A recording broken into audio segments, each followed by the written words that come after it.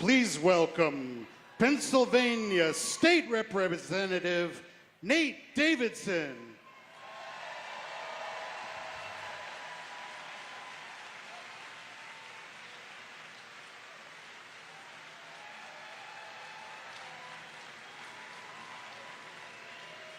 Wow. Wow. Well, hello, friends and neighbors, and welcome Senator Sanders and Congressman Deluzio to beautiful central Pennsylvania. My name is Nathan Davidson, but since we're all friends here, just call me Nate. My wife and I are raising our two beautiful kids right here in the city of Harrisburg, where I have the honor of representing my neighbors in the Pennsylvania State House.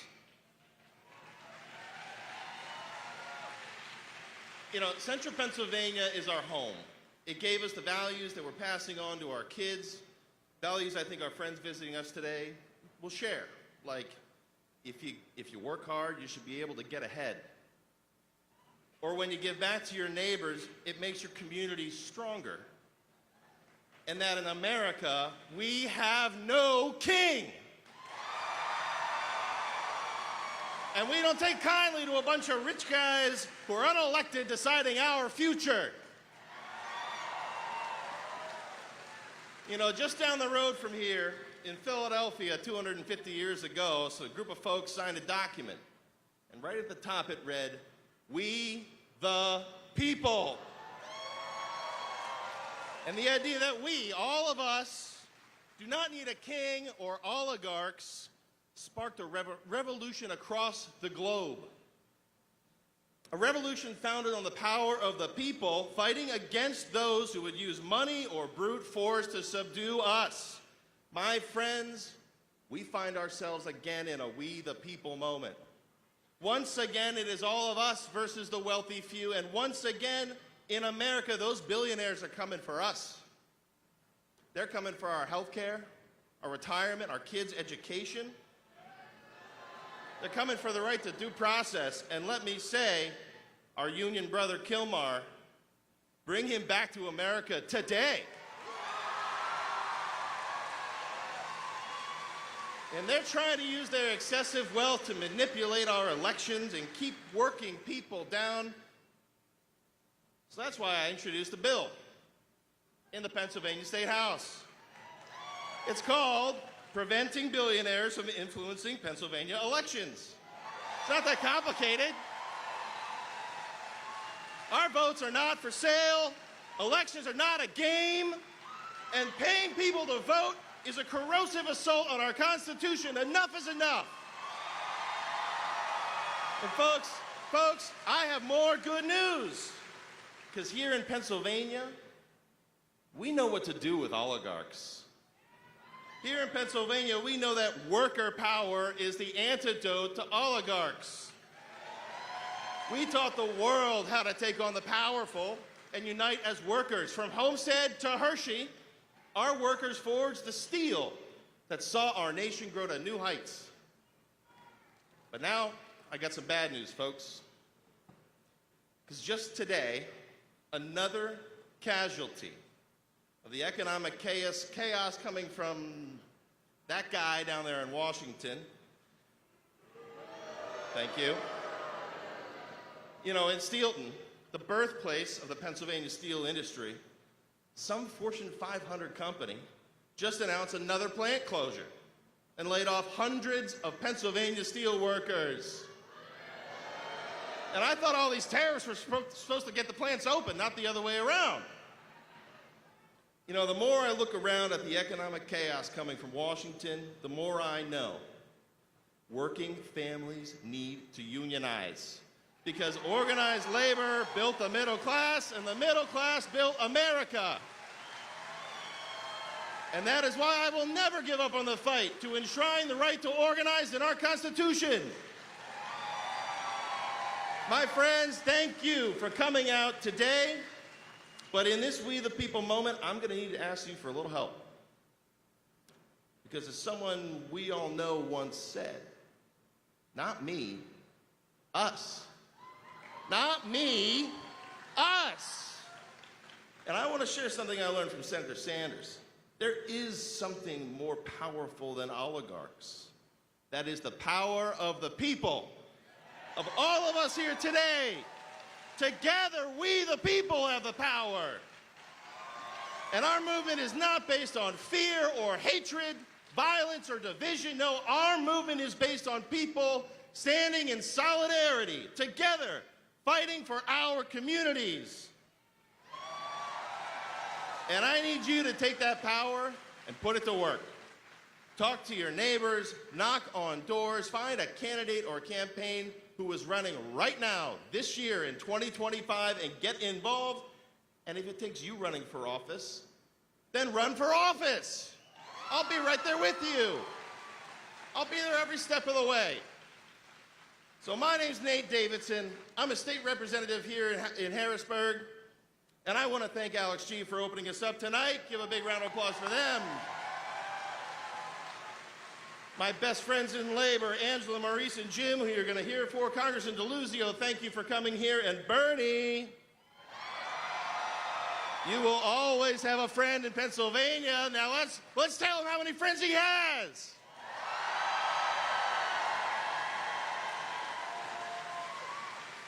All right, and now I have the great pleasure of introducing my dear friend Maurice Cobb, Pennsylvania AFL-CIO Secretary-Treasurer, and proud Pennsylvania steelworker. Give it up for Maurice.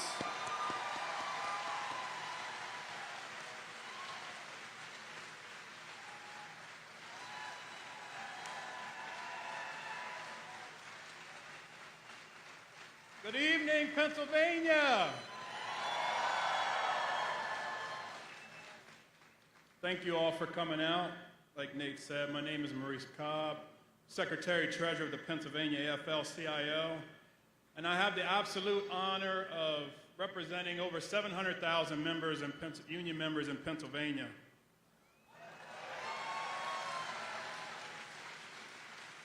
Also, previously, I spent nearly 2 decades as a fourth-generation steelworker at the very plant that Nate just talked about that they announced a closing at today.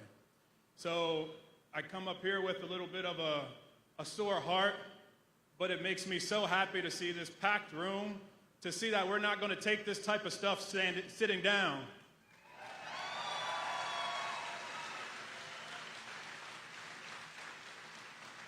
The labor movement is the backbone of our economy, and manufacturing is the structure of that backbone.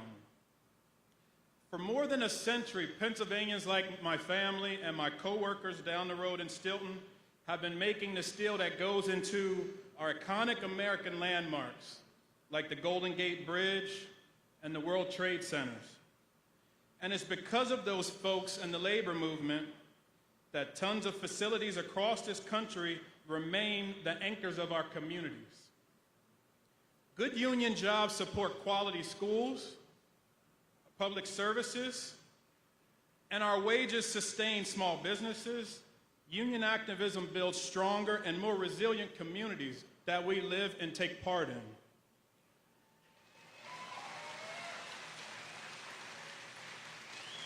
But unfortunately, because of what happened in November, all of this is under attack. As some of you here may know, greedy corporations for the past 4 decades have been all too eager to shift production from our plants here and our manufacturing facilities here overseas. They take advantage of the low wages and the lax environmental standards of those countries, pitting worldwide workers against each other, all for a race to the bottom. Also, that already ultra-wealthy CEOs and shareholders can grow even richer. That's what I say. As we see foreign corporations doing more and more illegal dumping their products on our market under the guise of free trade, or route them through sham companies in third world countries, the same things are devastating our U.S. domestic manufacturers in the steel, rubber, paper, and many other industries. Workers and communities continue to suffer because of this unfair trade. communities like central Pennsylvania. And if there's one thing I'm sure of, it's that American workers will outcompete any worker anywhere if given a level playing field to work on.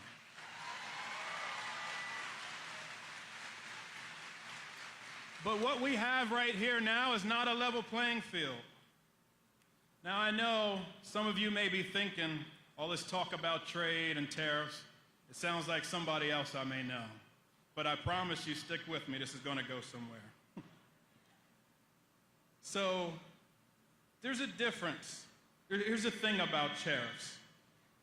As union members, we understand that tariffs, when they're used thoughtfully, part of a holistic, coordinated strategy, is much different than what this administration is doing. Under the previous administration, we saw tariffs used as a part of a wider, worker-centered trade policy, one that targeted cheaters, one that built and maintained relationships with our allies, not destroyed them, one that paired trade remedies with investments in our infrastructure and robust Buy American provisions. This in turn helped increase our demand to rebuild our domestic industries for the long term. But what Donald Trump is doing right now by weaponizing tariffs isn't going to end well. Applying them indiscriminately, burning down long-standing relationships with our trade partners like Canada, with no true end game, other than a reckless trade war, just so he can line his pockets, him and his buddies, and manipulate the stock markets and our 401ks and our retirements. Exactly. Exactly. This scorched earth approach does not help workers, and it doesn't create jobs. It's the bottom line. It certainly doesn't promote or keep lasting widespread prosperity nationwide. But make no mistake, we must vigorously enforce our trade laws and hold cheaters accountable, but we must think bigger than what Donald Trump is doing.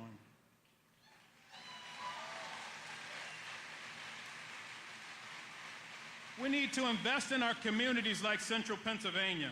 We need to increase access to labor unions so that we can balance scales between workers and greedy corporations. We must band together to take back the political power that the billionaire class has used against us to restore freedom and democracy.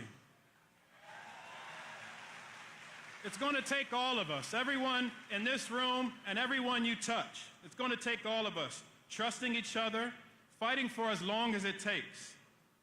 And I know we can do it because this kind of unity is exactly the foundation that the labor movement was built on years ago. So join me, brothers and sisters, siblings and fellow activists. Join me together to fight for good jobs, strong communities, and above all, American dream that our children can live on. Solidarity now, solidarity tomorrow, and solidarity forever.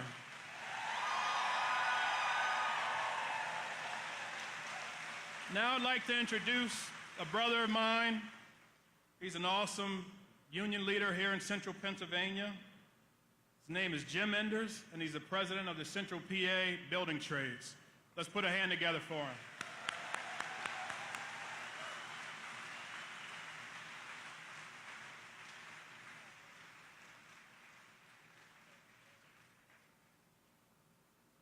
Good evening, everyone. Thank you for being here. As my brother Maurice Cobb said, I'm the president of the Central PA Building and Construction Trades. I'm also a third-generation proud member of Plumbers and Pipe Fitters Local 520 right here in Harrisburg. My son is now also following in his great-grandfather's footsteps and is currently a Local 520 apprentice.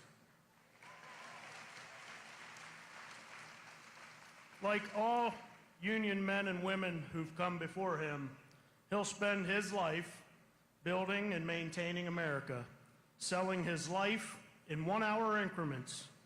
In return, only asking for one thing: the right to collectively bargain.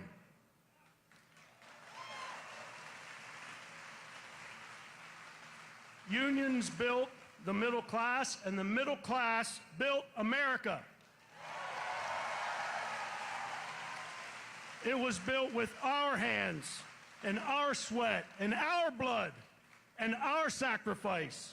We created the strongest economy this world has ever known.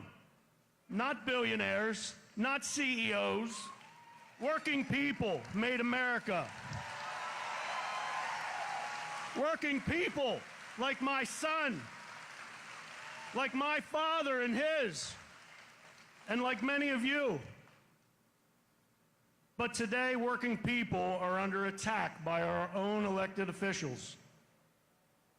8 years ago, the billionaire-controlled administration waged war on workers' rights, stripped away worker protections, and attacked apprenticeships. They handed the power of the economy over to the very corporations that believe workers are disposable.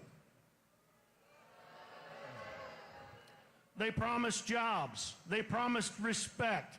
They promised an infrastructure plan. The only thing they delivered was broken promises.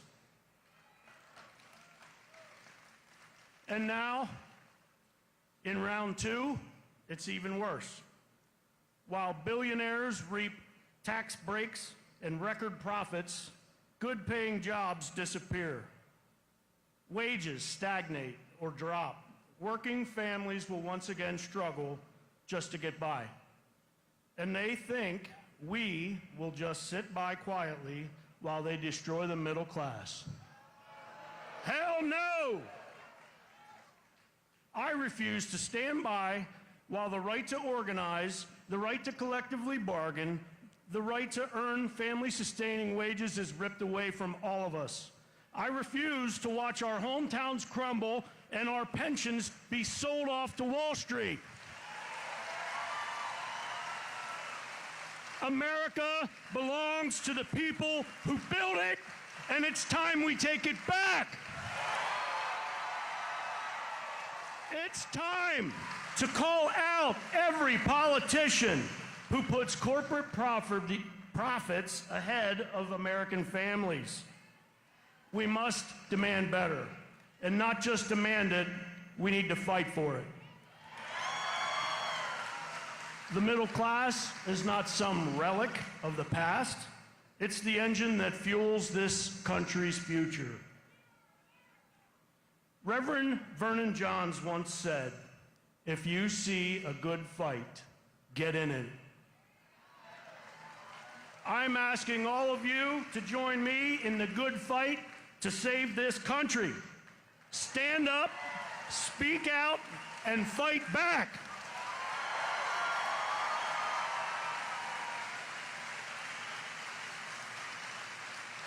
Thank you.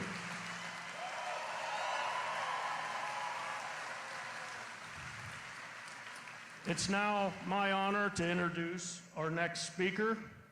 Please join me in welcoming the president of the Pennsylvania AFL-CIO, Angela Ferito.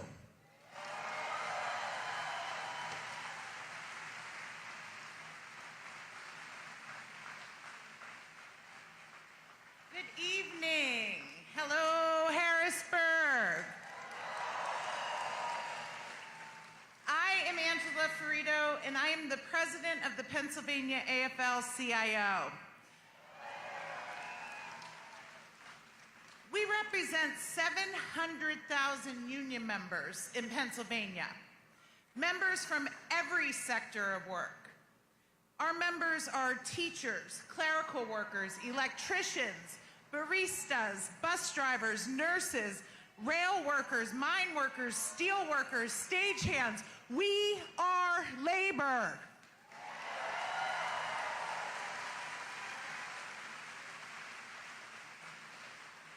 And our fight is the same as the entire working class. We are all fighting for dignity, equality, fair schedules, safe conditions, health care.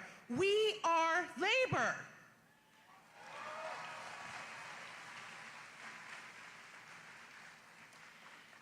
Ever since Ronald Reagan fired the air traffic controllers in 1981, unions have been on the decline, removing the one check we have on corporate greed. They've stolen our money and our time. And now they're trying to dismantle our democracy and take our rights away while they do it. Yeah. But the one thing I know is that the power is always in the people.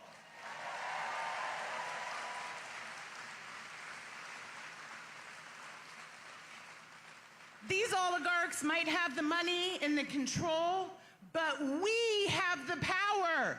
Nothing moves without the working class. Everything good we have is because people fought and died for our rights. Social justice is directly tied to economic justice. We are the ones that we have been waiting for, and it's time to build your union. We all deserve a good job with a living wage, a decent home, health care as a human right.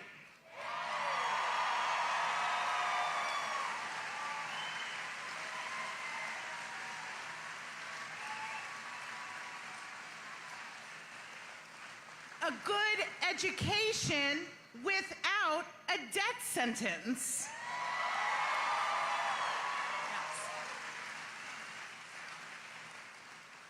And a world where we can breathe the air, drink the water, and hike and run and swim in our parks.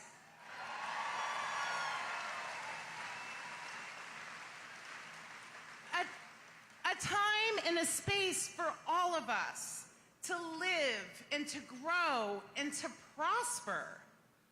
Build your union.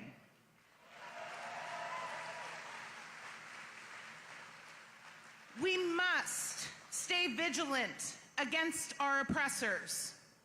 We must reject every attempt to distract or divide us. We must all become activists.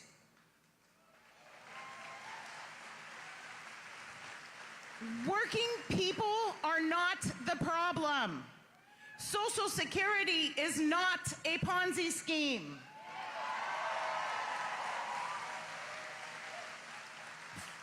Feeding the hungry and caring for the sick is not a strain on our system.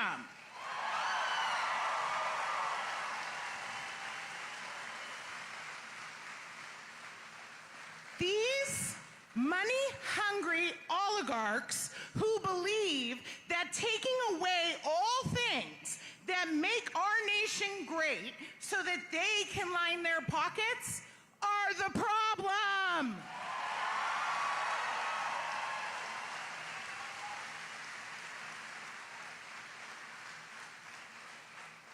This is our country, and I've got news for anyone who thinks that we are just going to lay down and let them take it. Pennsylvania is the firewall, and we are not going to let them take it.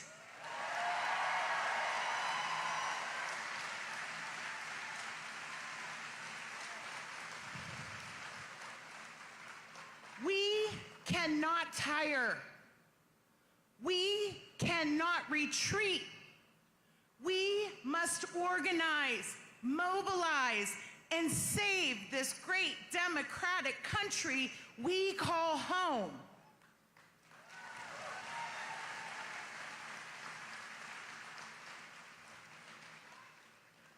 Keep finding strength in each other.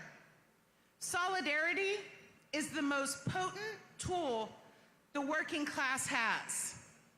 So I'll leave you with this, Harrisburg. Solidarity now, solidarity still, and solidarity forever. Power to the people!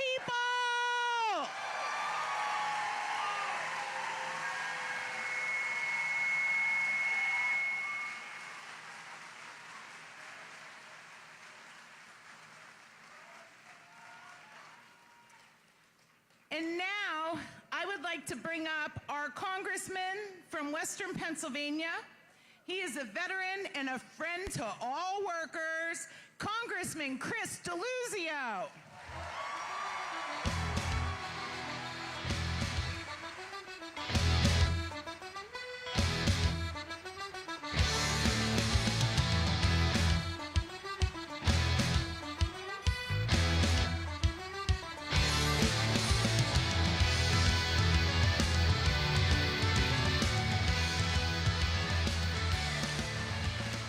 How we doing, Harrisburg? We fired up?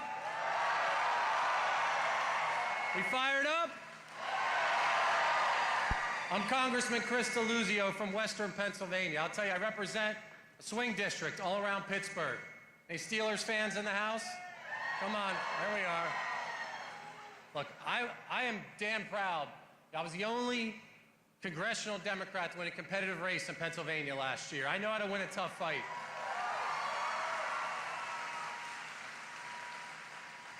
I'll tell you, corporate bosses and their bootlicker Republican politicians, they spent millions trying to beat me in 2 elections. They didn't win, did they? And I didn't have to be some weak-kneed corporate shill to beat them. We know how to win and fight around here. And I'll tell you, they called me all kind of names. They called me, oh, the Republican said he's delusional. The Republican said he's this lefty professor. They call me congressman now. That's right.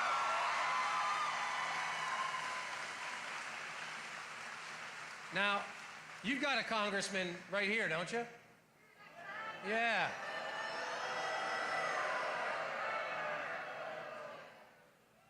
An insurrectionist, am I right? A guy who tried to overthrow our election, who tried to throw out all of your votes and my vote in 2020. Has anybody seen this guy? Anybody seen him in a town hall? These guys are afraid to hear from their voters. I say this, that's the job. You gotta face your constituents. If you don't want the job, get the hell out of the way.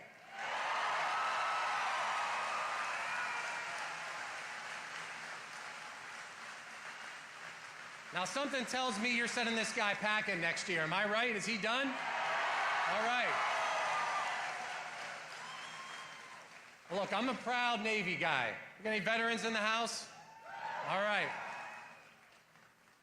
I'm a voting rights lawyer. I'm a guy who fought and organized a union with the steelworkers. I know labor's in the house tonight. Whether you're on a ship at sea, on the ground in Iraq, an organizing unit, you learn about solidarity. It doesn't matter what you look like, the color of your skin, who you love, how you pray. We're in this thing together, and you know what? You never leave someone behind.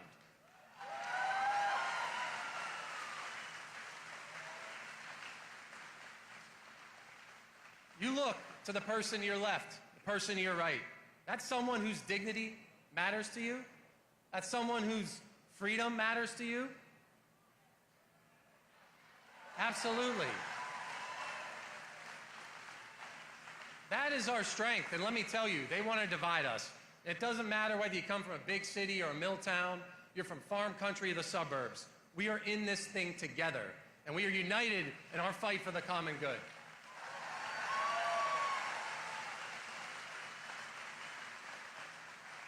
Are we going to let them divide us? Are we going to stand together?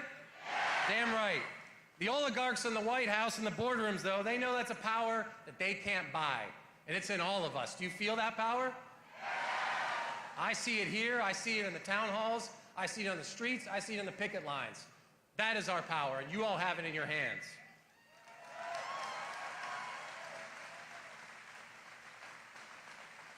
The oligarchs, they don't want you to have that power. They want us fighting each other. They want us divided so they can get away with plundering our government, to funnel tax giveaways to big corporations and billionaires. And you know what? They do it while they wrap themselves in the flag. You see the ads? You know what I'm talking about. They wrap themselves in the stars and stripes. And by the way, wearing their Made in China MAGA hats. We know that. Come on. I'll tell you what, it sure as hell wasn't patriotic to pardon January 6th rioters and cop beaters. It's not patriotic to gut Social Security. It's not patriotic to gut Veterans Affairs and Veterans Care. I'll tell you, it is not patriotic to let bought and paid for politicians like pigs at the trough feed at corporate money, which we see in our politics every day, every darn day. These phony patriots, we know this, they are waging war on the American dream. You feel it. I'll tell you what's patriotic, standing your ground and fighting back, which is what you're all doing right now.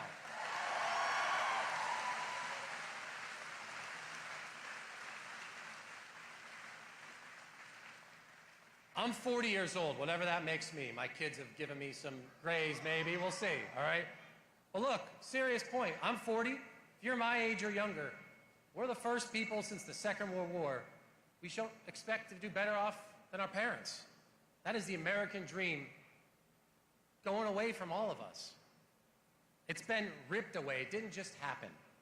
And people are working longer than ever, more debt, housing and health care is more expensive.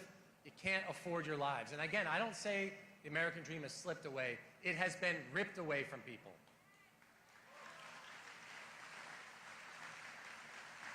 Taken by this out-of-control corporate power and the corrupt politicians who embolden it. Guys like Trump and Musk. Those are the guys who are killing it. And look, you're going to hear from a guy later, Bernie. You've heard of him? Bernie and I may come from different places and have different stories, but whether you're from Vermont or the Rust Belt or anywhere else, you can see and feel that corporate power is out of control. And it's hurting us. It's hurting this country. It's true here all across Pennsylvania. I am proud to be from Western Pennsylvania. You come with me, I'll drive you across my district, from the AK Valley, where we used to make a heck of a lot of glass out the Ohio River, to the West Virginia, Ohio borders. Steel country. We made the steel that built this country, that helped us beat the crap out of the fascists and the Nazis in World War II.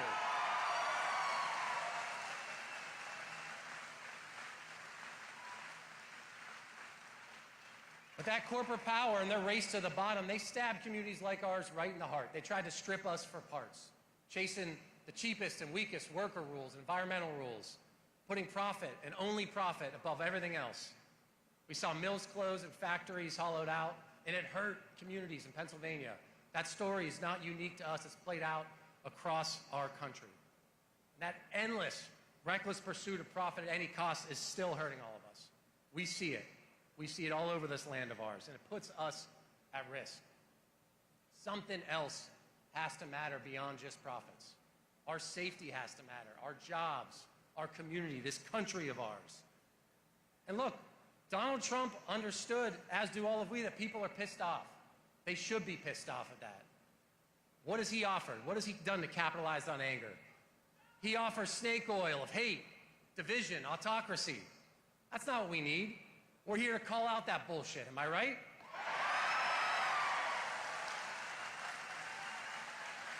Your prescription drugs aren't costing you an arm and a leg because of woke culture. That's not what hollowed out factory towns. Owning a home or childcare hasn't got expensive because of a trans person seeking dignity in their life. That has not made life more expensive. We're not going to let their culture war stuff divide us when they're the ones with their heels on your necks. Doesn't have to be like this.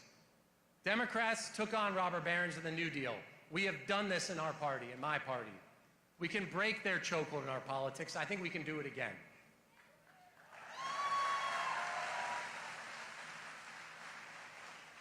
But I'm told some people don't want to fight. Do any of you want to roll over and give up on this country? Are you guys ready to fight? Damn right. When the American dream is under attack, we fight. When corporate power rips us off, what do? We fight. When big hedge funds buy up housing and drive up the cost, what do? We fight. When Donald Trump tramples on our Constitution, what do? We fight. Listen, there is a path forward for all of us, and I think we get it. That fighting spirit that you have is what my party needs to go to the mat for hardworking people against anyone who stands in our way. Are you in for that fight?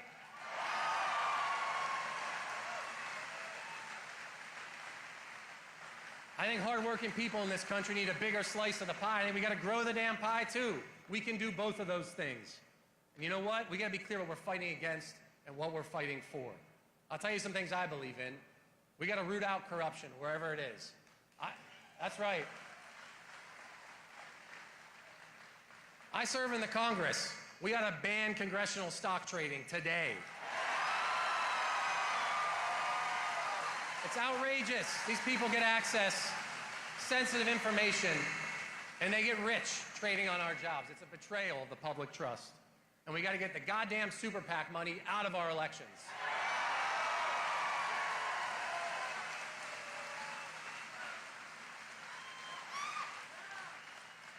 We're not going to do this alone. We got to organize, hold the line, and get loud. When the Republicans tried to take away the Affordable Care Act and Obamacare, folks held the line and beat it back, and we can do it again today.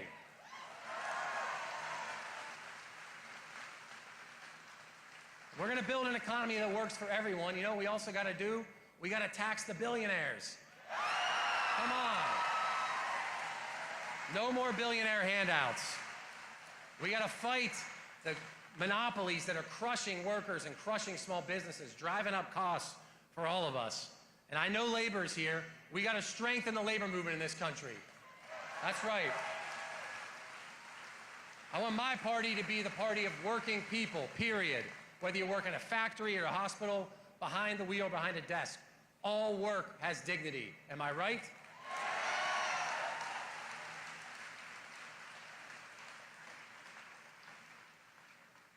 Doesn't matter if you call them oligarchs, robber barons, or corporate jagoffs. We know which side they're on, and I know which side I am on. Where are you guys in this? You against these guys? Let's go. Now look, I'll tell you this. I wore the uniform. I was willing to risk my life for this country. I see clearly what they are doing threatens us here at home, that our freedom is at risk.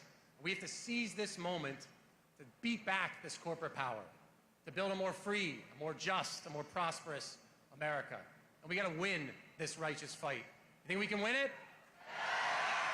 Now look, there is someone here today who's been living and breathing this fight for a long time. A long time. A champion for workers. I will tell you, the oligarchs hate this guy.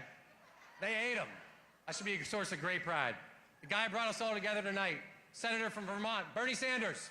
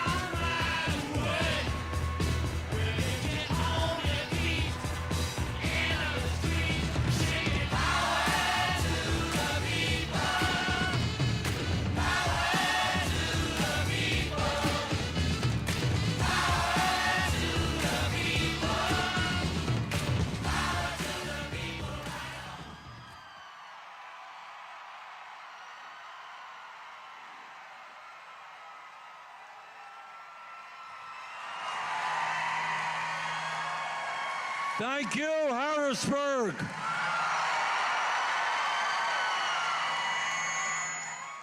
What a fantastic turnout. Thank you all very much for being here. Let me thank Nate Davidson, State Representative. Let me thank Maurice Cobb, Jim Enders, Angela Ferto of the trade union movement right here in Pennsylvania. And let me thank Congressman Chris Deluzio for the great work that he's doing for workers all over this country. Thank you, Chris.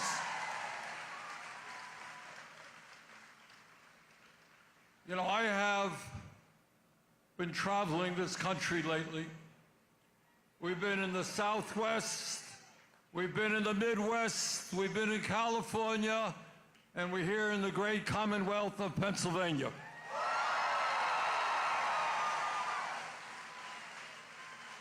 And we have talked to a whole lot of folks, not just Democrats. We've talked to Republicans who have come out, and I would not be surprised if there are more than a few Republicans here tonight. And we've talked to independents as well, and we've talked to people who have kind of given up on the political process. And what we are hearing loudly and clearly is the American people say no to oligarchy,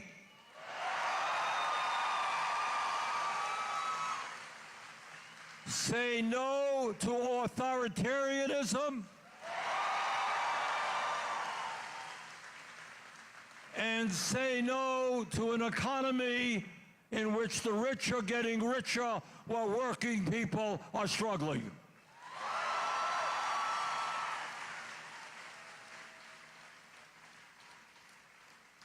And on that note, I want to say a word to your Congressman, Representative Scott Perry.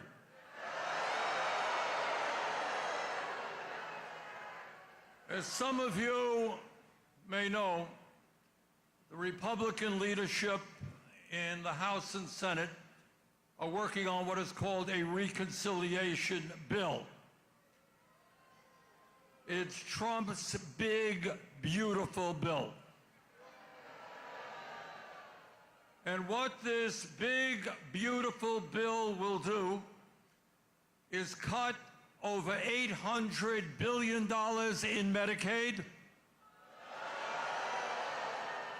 cut nutrition programs for hungry kids, and cut educational programs.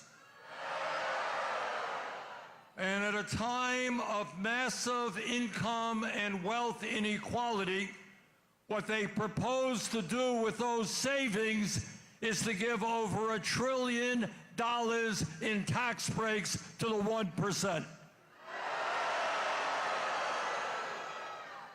Now, I am not in the habit of giving political advice to Republicans. But I would say this to Representative Perry. If you vote for tax breaks for billionaires and cut Medicaid, you will not be returning to Washington next term.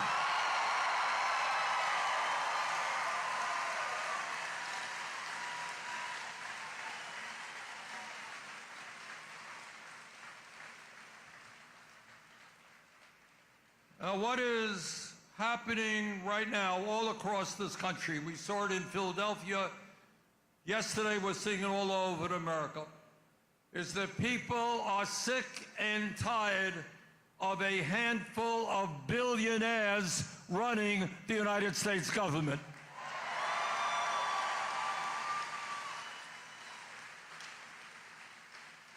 And I want you to think about it for a moment. Think about the richest man on earth, Mr. Musk. Worth $400 billion, running all over Washington, D.C., dismantling the Social Security Administration so it's harder for older disabled people to get the benefits they paid into. Proposing to cut 83,000 jobs from the Veterans Administration. I mean, that's hard to believe. You got men and women who put their lives on the line to defend our country. There should be no disagreement, Republican, Democrat, Independent, that those veterans deserve the best care they can get.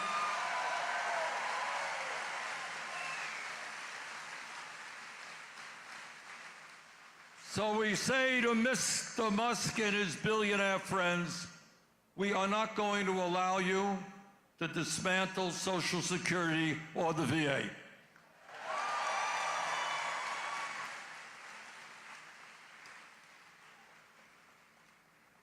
And what I think there is also profound disgust with, and again, from the right to the left, everybody understands that we have a corrupt campaign finance system.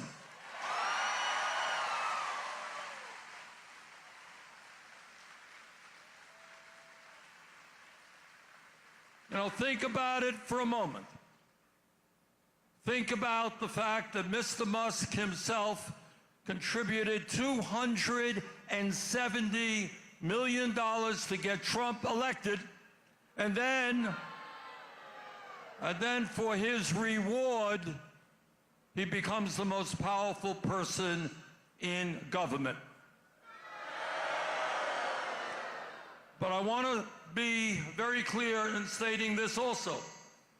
This is not just a problem within the Republican Party, it's a problem within the Democratic Party as well.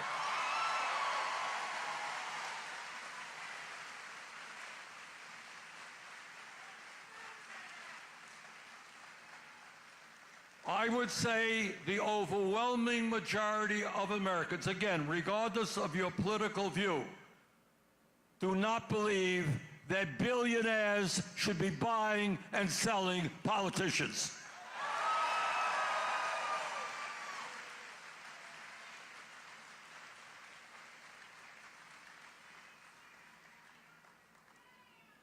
And when we talk about oligarchy, I want you to think back 3 months or so ago when Trump was inaugurated. And remember this scene. Ironically, I got kind of pushed into the front row. I kind of walked in and they said, Bernie, you're up front there. So I had the privilege about being as close to Trump as you guys are to me. And sitting right behind Trump were the three wealthiest people in America. You remember that? Mr. Musk, Mr. Bezos, and Mr. Zuckerberg. And then sitting right behind those guys were another 13 billionaires who Trump had nominated to head up major federal agencies. Now, I think all of us remember from our school days when we learned about the Battle of Gettysburg right here in Pennsylvania. And it was a terrible battle. And 20,000 Union soldiers either died or were wounded on that day fighting to help end slavery. And a few days later, as you all know, President Abraham Lincoln went to the battlefield where just a few days ago people had died, horrible battle. And he looked out on that field and he said that so many words, our vision for the future of America is a government of the people, by the people, for the people.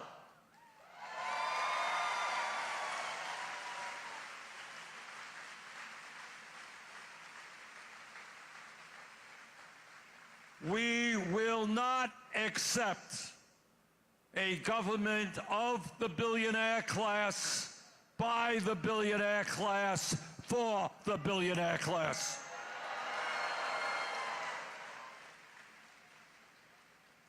But it is not just oligarchy and the power of the billionaire class that we are fighting.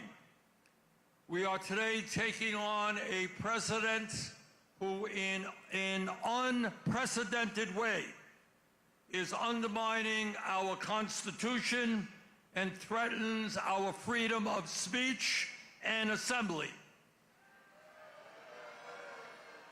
A president whose agents are rounding up innocent people right off of the streets,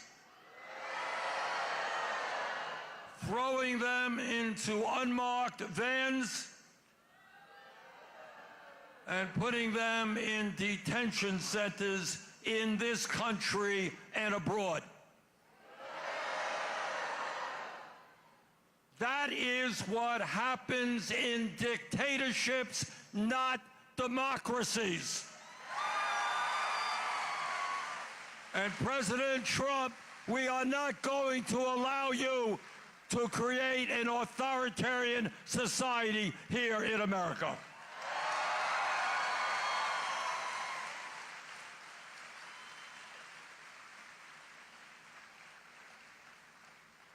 But it is not just arresting people without due process and putting them in detention centers. Trump, again, in an unprecedented way, is suing media for the crime of running stories he doesn't like. And right now, and I want to say this to CBS, the family, I don't know how many of you know this, 60 Minutes did a story during the campaign that Trump didn't like. So he decided to sue CBS and 60 Minutes for billions of dollars, and they are thinking of reaching some kind of settlement. And they want to reach this settlement because they are in the process, the family that owns Paramount, that owns CBS, is in the process of trying to sell Paramount to some other company. And in the process, they would make several $billions. So I say to that Redstone family, do not sell out democracy for $1 billion.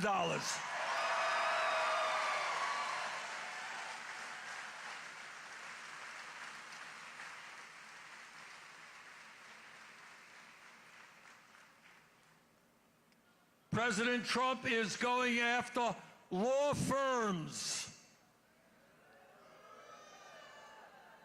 Going after law firms whose lawyers represented clients that attacked him, went after him or his friends. And some of those law firms are caving in. So I say to those law firms, your job is to protect the rule of law, not sell out to an authoritarian president.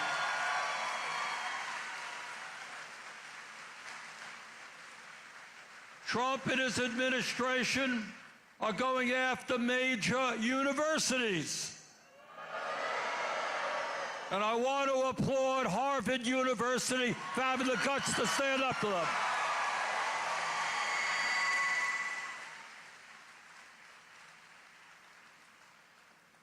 So we got a lot to worry about in terms of oligarchy and authoritarianism and a rigged economy, but it's not just domestic policy. It's foreign policy as well. For the first time in the history of our country, we have a president who is cuddling up to a terrible dictator in Russia, Vladimir Putin. So I say, Mr. President, it was not Ukraine that began this war, it was Russia. And we're going to defend democracy, not dictatorship.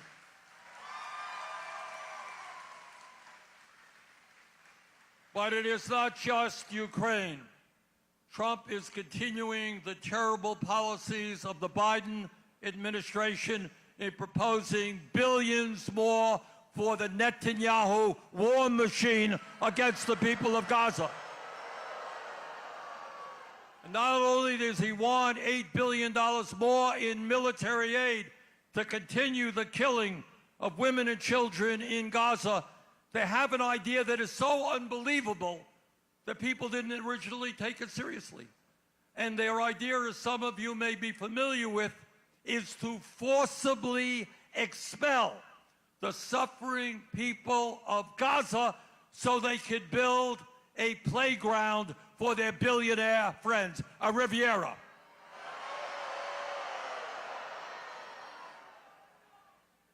Mr. Trump, we will never let you get away with that.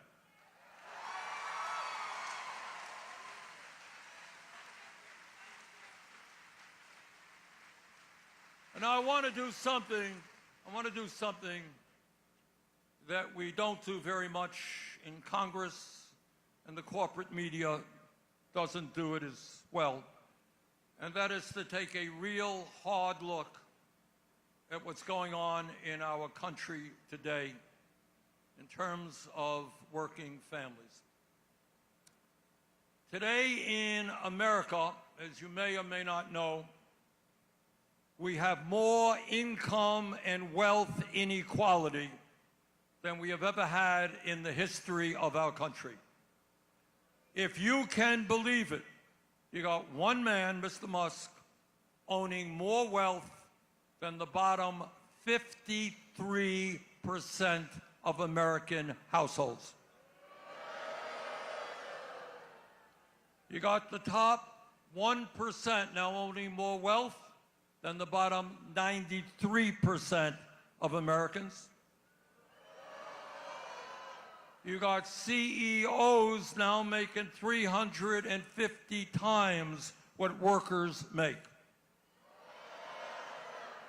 And we don't talk about it much, but let me tell you something as to why I believe the American people are so angry.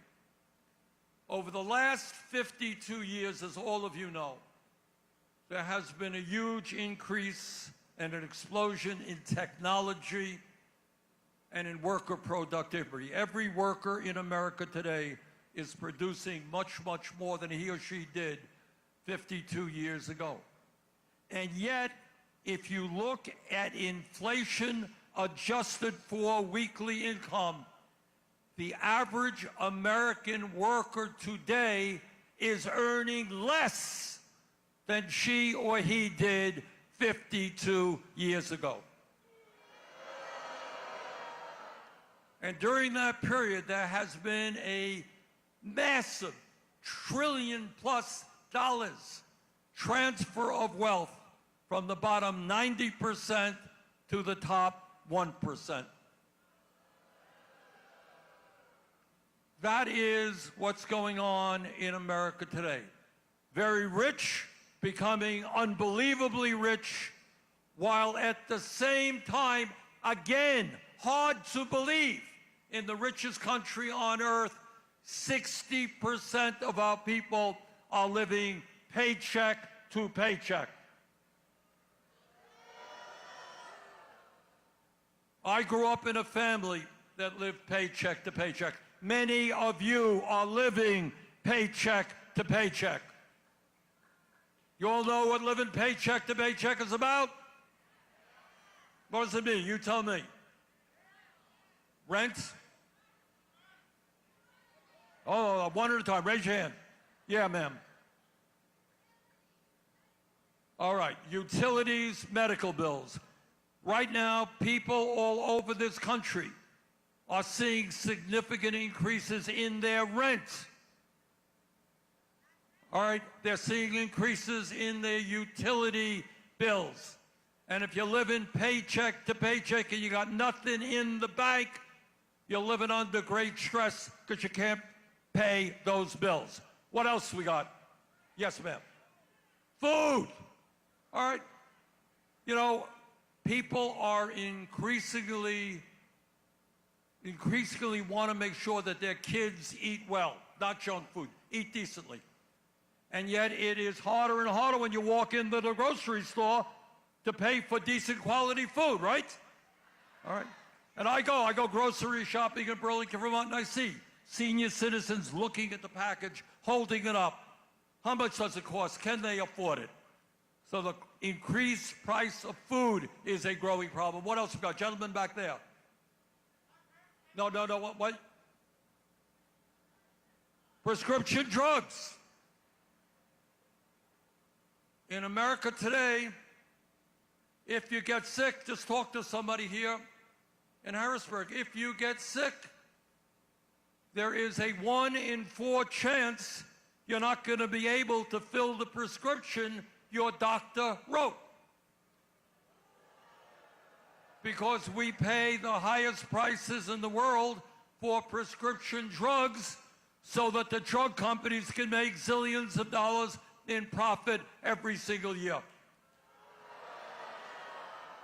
What else is on people's minds? Yes, young lady right there. Education. Just talked to some kids today. Love to go to college. Love to get an apprenticeship program. I was in one of your schools today. Beautiful kids. And I sat and thought about these kids, kids in Vermont, kids all over this country who want to go out and improve life in the country.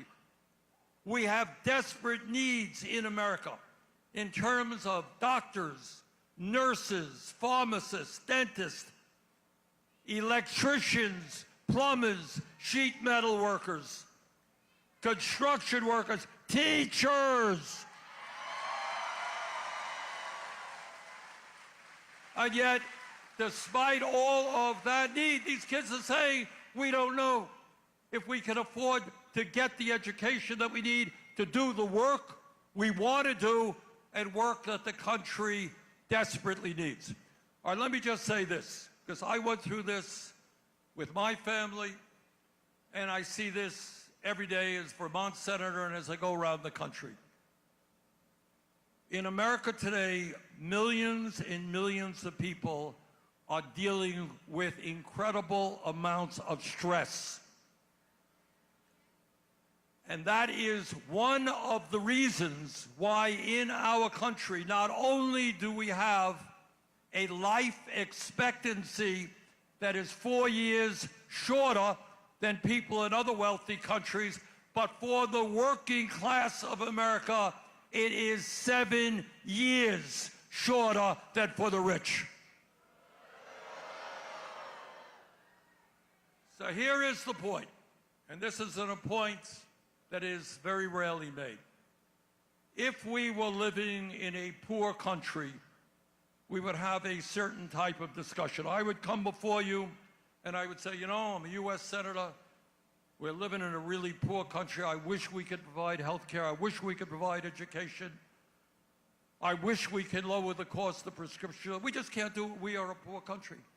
But that is not the case. We are the richest country in the history of the world.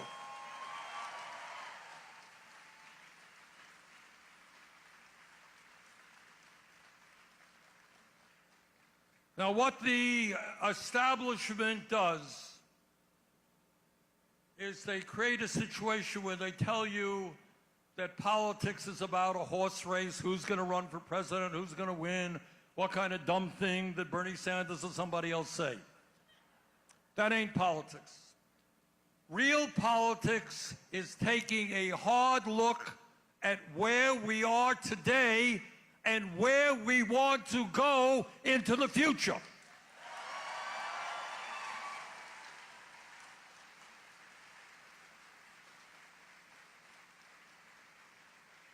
And where we are today is in an economy where the working class of this country is struggling and in many respects falling further and further behind, while the people on top have never ever had it so good in the history of the United States.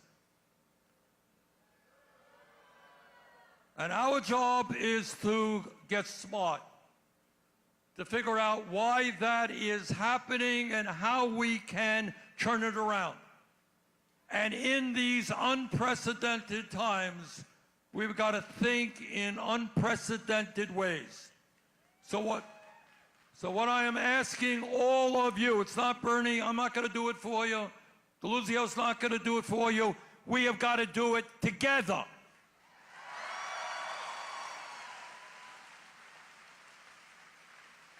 We got to get involved in the political process in many, many ways, because right now, with a few exceptions, what goes on is billionaires in both parties determine who runs for office, determine what the agenda of those candidates are.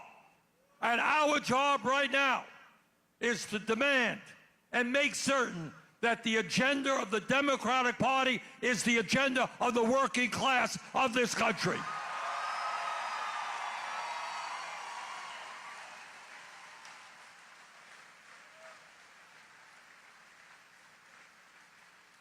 And let me tell you a little bit And it's important, you know, I deal with politicians every day. And people can give you wonderful speeches. They are dramatic, they're loud, they're witty, but they don't say anything. And your job is to make sure they do say what's relevant. Let me give you just a few examples. Number one, we're going to go nowhere as a nation unless we get rid of this disastrous campaign finance system. So when somebody comes before you, and they say, I want your vote, I want your vote, you ask them, are you going to get rid of this terrible, undemocratic, Citizens United Supreme Court decision and move to public funding of elections?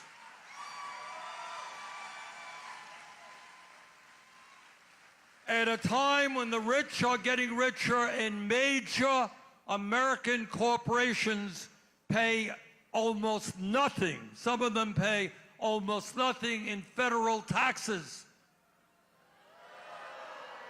Why don't you ask them if they are prepared at a time of unprecedented income and wealth inequality to demand, to pass legislation telling the rich and large corporations they are finally going to start paying their fair share of taxes?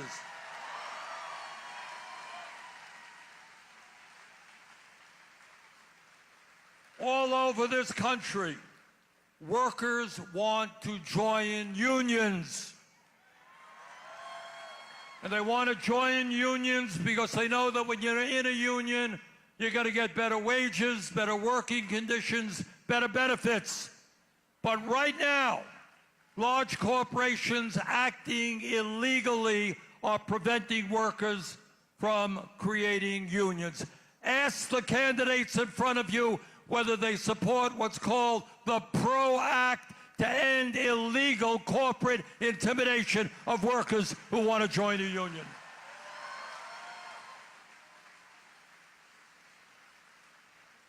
In America today, here in Pennsylvania, and all over this country, we got millions of workers earning starvation wages.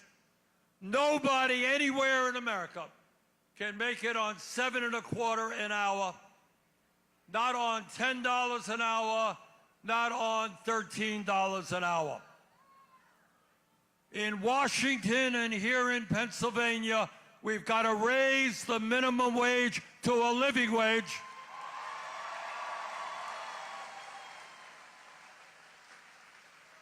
And I've introduced legislation to raise it to at least $17 an hour.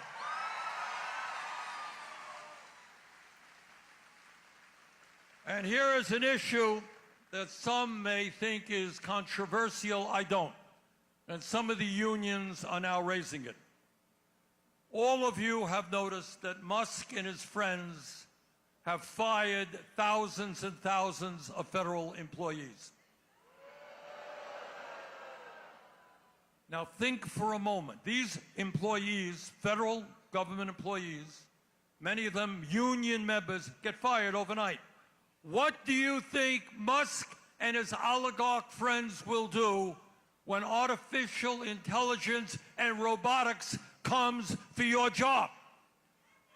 Do you think they're going to say, oh, well, we're going to work out something for you? They're going to throw you right out on the street. That's what they'll do if we let them. So right now, at a time when workers are producing much more, worker productivity is increasing, we should be thinking about a 32-hour work week with no loss of pay.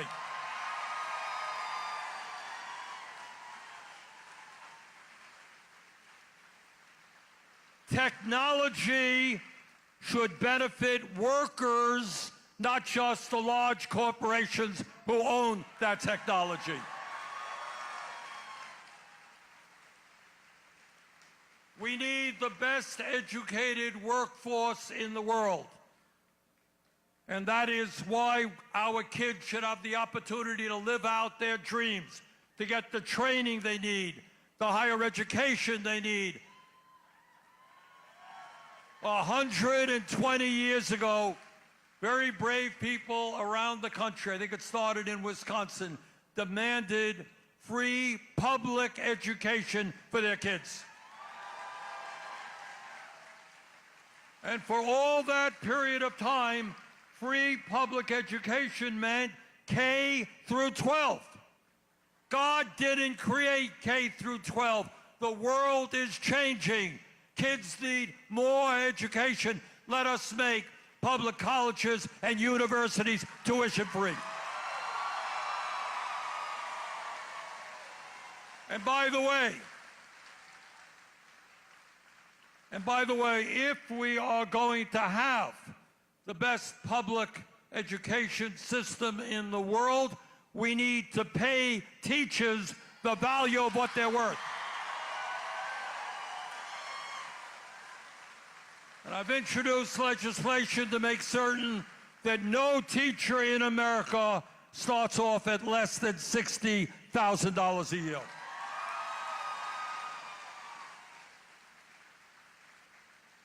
Many of you don't know this because it's not talked about, but 22% of senior citizens in America are living on $15,000 a year or less. Got that? Can you imagine anybody, let alone a senior, living on $15,000 or less? And in the midst of that, you got some Republicans who are saying they want to cut Social Security. Well, we're not going to let them cut Social Security. What we are going to do is expand Social Security benefits. And we do that by lifting the cap on taxable income.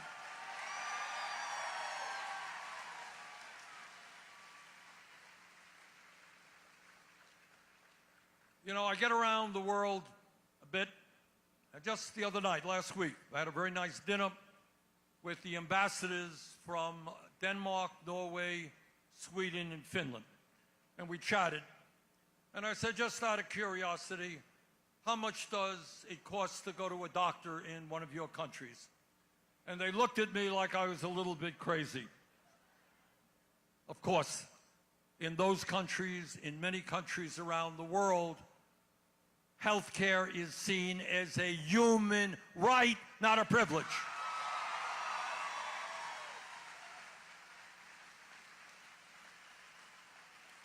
It is an absolute disgrace and a failure of our corrupt political system that we remain the only major country on earth not to guarantee health care to every man, woman, and child.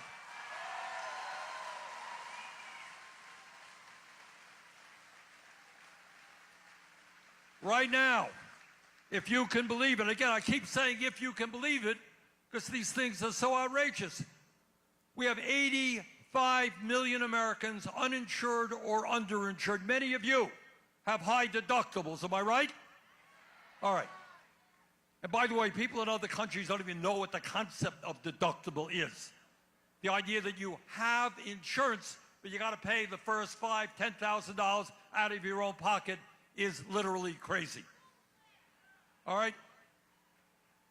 So we got 85 million uninsured or underinsured. We have 68,000 people dying every year. You know why they're dying? Because they can't afford to go to a doctor when they should. Talk to doctors, I do, in Vermont, around the country, and they will tell you patients walk in much sicker than they should be. Brothers and sisters, health care belongs to all, rich and poor, young and old. And that is why I have reintroduced, with 15 co-sponsors in the Senate, Medicare for All single-payer program.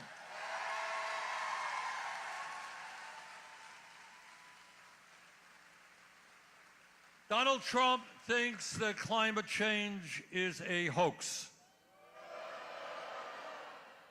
he is very dangerously wrong.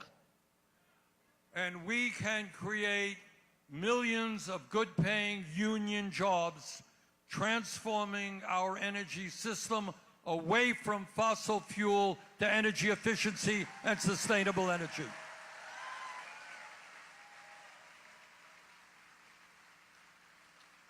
In Harrisburg and in Burlington, Vermont, and in many parts of this country, we have a major housing crisis. You got 800,000 people who are homeless in our country. You got 20 million people who are spending 50% or more of their limited incomes on housing. In my view, we should cut the $1 trillion in military spending and invest that in building low-income and affordable housing.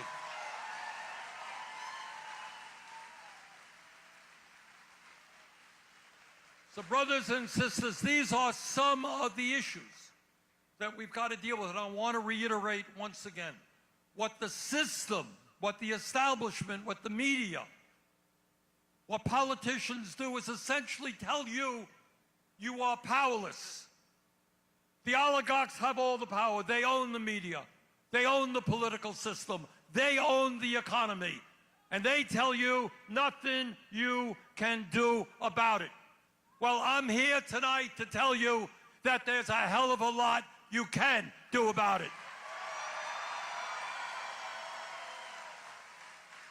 I'm here tonight to tell you there is no rational reason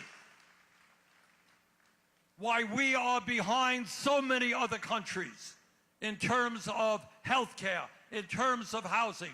We have the highest rate of childhood poverty of almost any major country. Highest rate of senior poverty of almost any major country. More income and wealth inequality than almost any other country.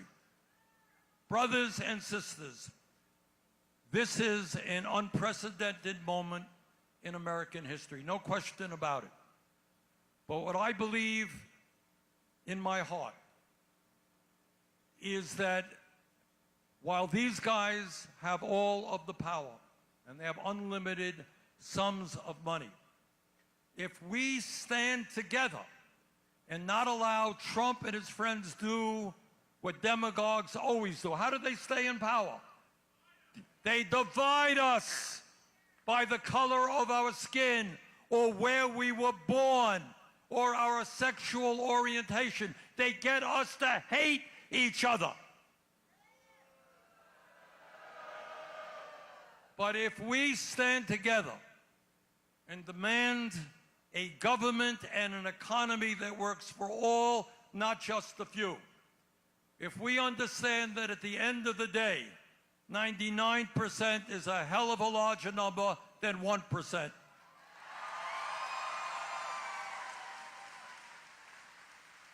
If we have the courage to go outside of our zones of comfort, talk to other people, talk to your Republican friends. They don't think that billionaires should get tax breaks.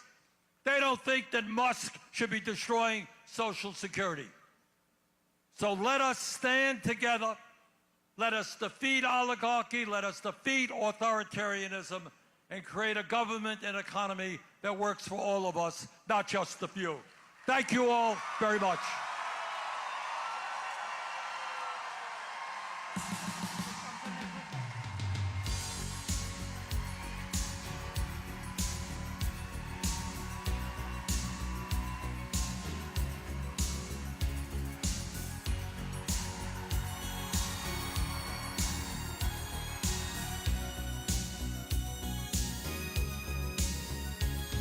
Look